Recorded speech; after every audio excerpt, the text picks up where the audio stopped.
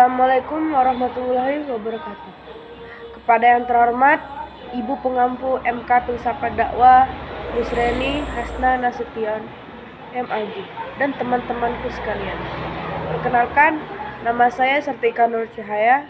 Saya perwakilan dari kelompok 4 ingin memaparkan makalah yang berjudul Tugas dan Fungsi Filsafat. Di sini saya tidak sendirian. Saya bersama rekan-rekan saya. Pembaca makalah 1 yaitu Nyimas Nadia Ulfa dan pembaca makalah kedua Arsyil Azim. Dan kesimpulan yang akan dibaca oleh saya sendiri, Sartika Nur Cahaya. Baiklah, kita masuk ke materi pertama yang akan dibacakan oleh saudara Nyimas Nadia Ulfa. Kepadanya kami persilakan. Baik, terima kasih kepada moderator. Baiklah, di sini saya akan menjelaskan tentang pengertian filsafat dakwah dan tujuan filsafat dakwah. Pengertian filsafat dakwah. Kata filsafat atau filsafat dalam bahasa Indonesia merupakan kata serapan dari bahasa Arab filsafat yang juga diambil dari bahasa Yunani yaitu Philosophia.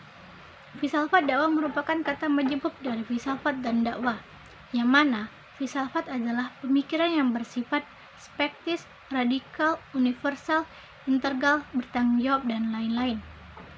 Adapun dakwah secara etimologi adalah ajakan, seruan, panggilan, dan doa. Sedangkan secara terminologi sebagaimana yang diformulasikan oleh Syekh Ali Mahfuz yang artinya mendorong manusia agar melakukan kebajikan dan mengikuti petunjuk, menyeru berbuat kebajikan dan meninggalkan kemungkaran agar memperoleh kebaikan dunia dan akhirat.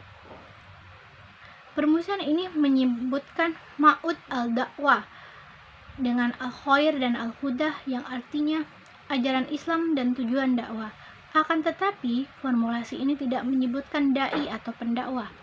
Hal ini menindeksikan bahwa dakwah tidak hanya dilakukan oleh mumblik atau orang yang berpikir dengan aktivitas masjid, akan tetapi dapat juga dilakukan oleh siapa saja sesuai dengan profesinya masing-masing.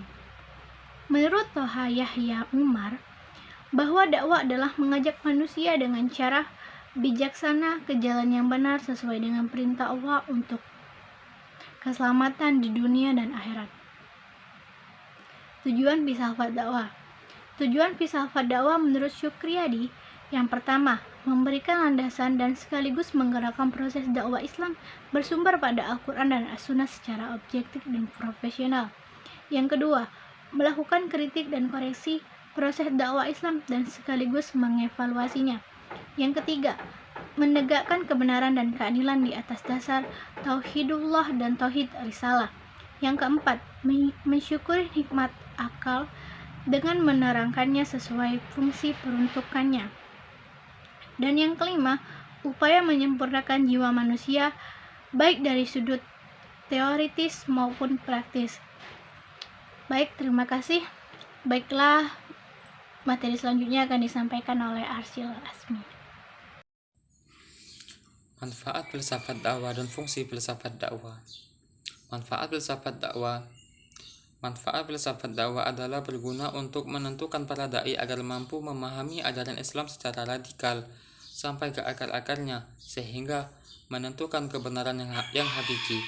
Para dai mampu menjelaskan bahwa Islam universal tidak bertentangan logika dan akal sehat. Dengan demikian, ajaran Islam disampaikan tidak hanya diterima secara dogmatis dan absolut semata, tetapi juga melalui kerangka pikiran yang rasional dan mampu memberikan arti penting dalam menyadari otoritas diri sebagai makhluk yang berdimensi dalam memahami diri dan hak miliknya.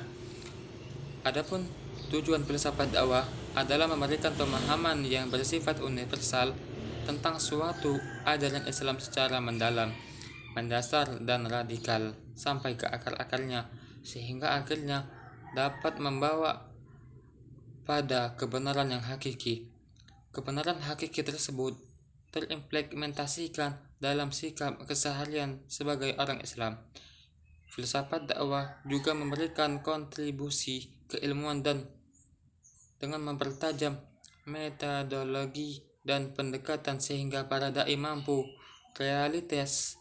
melihat realitas umat secara tajam dan santun. Dengan demikian, apabila dapat diminimalisir secara mengedepankan identifikasi pada problematika umat yang sedang terjadi. Fungsi filsafat. Ilustrasi fungsi filsafat. Mempelajari ilmu filsafat ini memiliki banyak manfaat yang bisa didapatkan dalam menjalani kehidupan, membantu menjawab pertanyaan dasar, dan masih banyak lagi manfaat lainnya yang didapatkan. Karena dalam ilmu filsafat ini tidak memerlukan sebuah ilmu dan wewenang yang khusus. Ilmu filsafat ini berfungsi untuk membuatmu berpikir secara kritis agar saat menghadapi masalah kamu lebih bisa berpikir secara rasional dan bersikap lebih netral.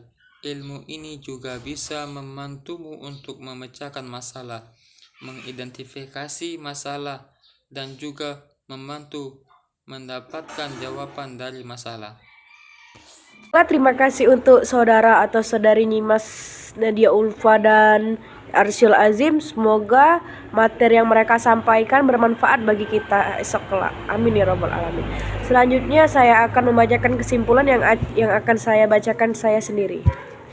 Jadi kesimpulan dari makalah yang mereka sampaikan dan kami buat ialah aktivitas pemilik yang teratur yang menjadikan filsafat sebagai medianya untuk menyusun proses dakwah, menyelesaikan dan mengharmoniskan serta menerangkan nilai-nilai dan tujuan yang ingin dicapai. Jadi terdapat kesatuan yang utuh antara filsafat dan filsafat dakwah, merupakan usaha dalam merealisasikan ide-ide itu dan menjadikan kenyataan tindakan, tingkah laku, bahkan membina kepribadian manusia. Nah, baiklah teman-teman, itulah kesimpulan dari makalah.